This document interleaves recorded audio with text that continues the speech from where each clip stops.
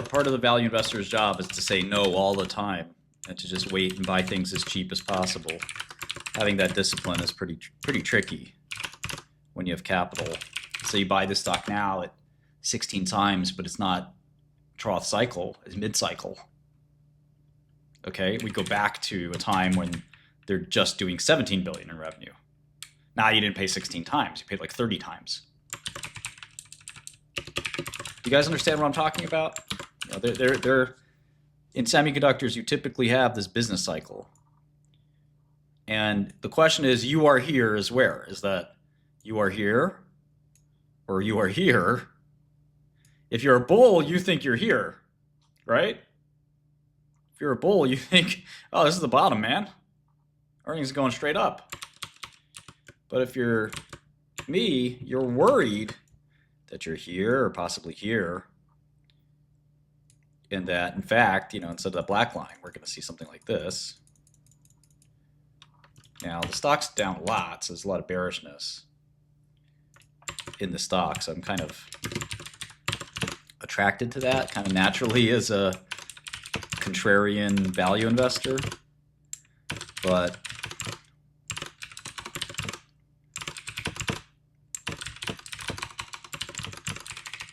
we're also going to, I mean, if you believe Trump, we're about to go on the biggest semiconductor manufacturing spree of all time, which will also create a disastrous amount of capacity, which may or may not be good. But here, yeah, you can see that they grew an enormous amount. 18, 34, and 12, right? So again, going back to my chart, 18, 34, and 12, and now they're growing 2 and 3, right? So this is 2% growth. You can't even see it. It looks flat. 2% growth, 3% growth. And this was the 18%, 34%, and then even the 12% was starting to slow down. So the question is, does it have to be like this? No, not necessarily, right? It can be like this for another sigmoid, right? There's no rules. For NVIDIA, they never had that red line. Now, I don't know about what's going to happen in Applied Materials, but it could be one of these things where it's more of a softer, you know, landing. More semiconductor capacity can be bad because if it's unutilized, prices have to drop. And that's what always happens, is that the manufacturers say, oh my God, look at all this demand, but they're in peak cycle. So they build out a lot more capacity, then the cycle turns and they have more capacity for less demand.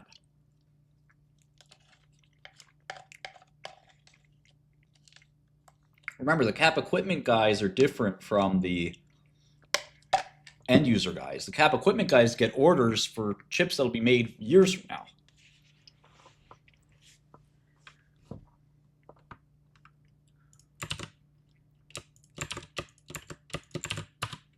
So there's lead times. There's huge lead times on these machines. You can't just order a $10 million lithography machine. Yeah, send it FedEx. It don't work that way.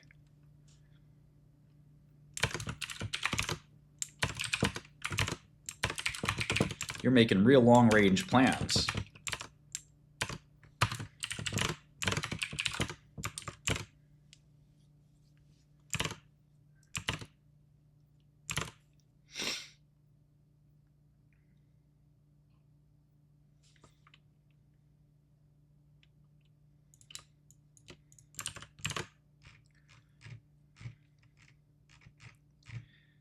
I'll kind of show you. I'll try to show you how this all looks from a cash flow perspective. Again, I really want to drill this home because it's so important. In the trough of the cycle, or even mid-cycle, hard to say what part of the cycle this really is. Look at the cash flow, it's 2 or 3 billion. Well, what's the enterprise value of that? Or what's the multiple of that? 40 times. You're not going to pay 40 times cash flow. But let's say demand goes back to 2019 levels. 2019 wasn't ancient history. Let's say this is the peak.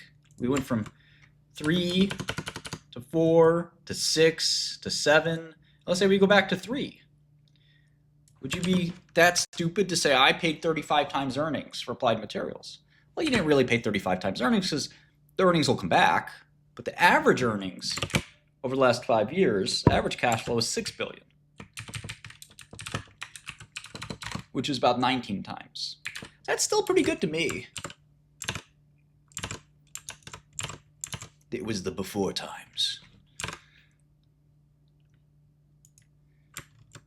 Talking Game of Thrones here. All right, let's go back further. In these companies, you really have to think about the long haul, because these cycles are pretty deep. Now, on Wall Street, they're watching the near term really closely because they're wondering any demand hiccup. They're wondering if that's the cycle capitulating.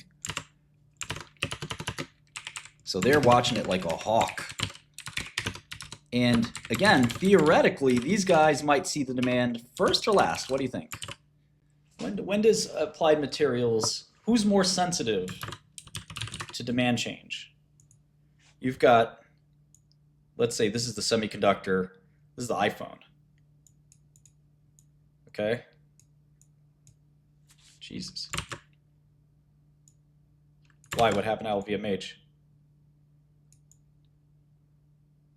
Stock up or down? I looked at it for a couple hours. I mean, it wasn't huge conviction. So this is the iPhone. Here's Taiwan Semi's fab. And here's Applied Materials.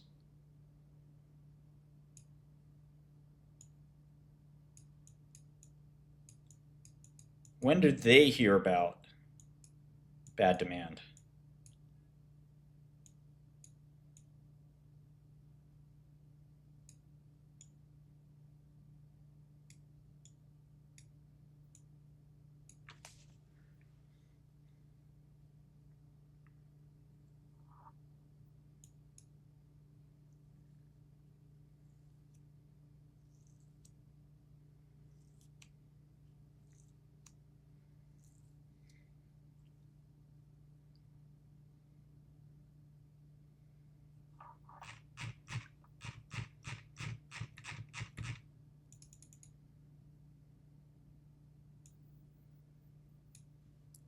Well, think about Taiwan Semi's position. They have to decide when to order new equipment. But they have a ton of customers. They have Apple, they have AMD, they have NVIDIA. So they're trying to size up, how's demand going?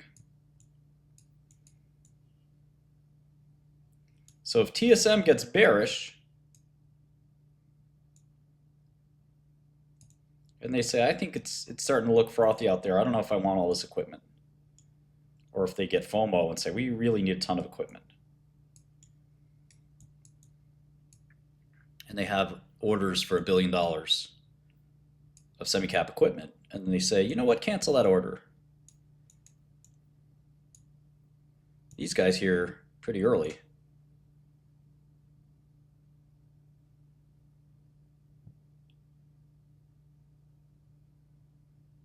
These guys may not hear the music playing.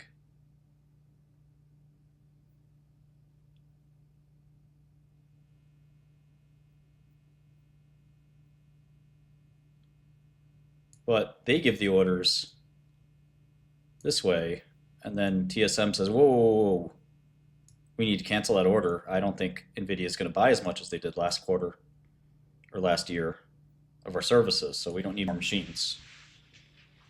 There's an interplay. I think you want to look at all layers. The lead times on this stuff is years. So it's by definition kind of slow. But looking at the bookings here could be very instructive. The revenue is kind of backward looking. It's the bookings that kind of matter a lot.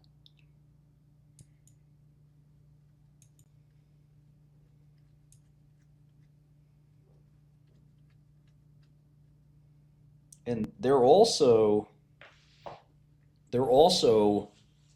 making multi-year order plans. So even if the iPhone's selling really well, that all that fabrication happened a year or two ago. So if AMD says, all right, this is what our chip forecast is going to be, it's going to be down 10%. They feed that to Taiwan Semi, who they have to reserve multi-year capacity for. And then Taiwan Semi feeds that over here to Applied Materials and ASM Lithography. So, yep, I would look at these guys first. Of course, you got to look at everything.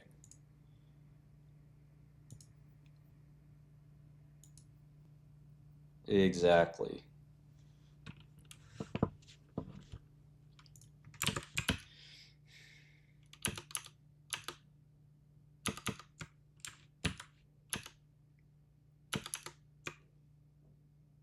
Let's look at the stocks. I don't know if there's planned obsolescence. Rigetti down 4%. I love it. We're up almost half of 1%.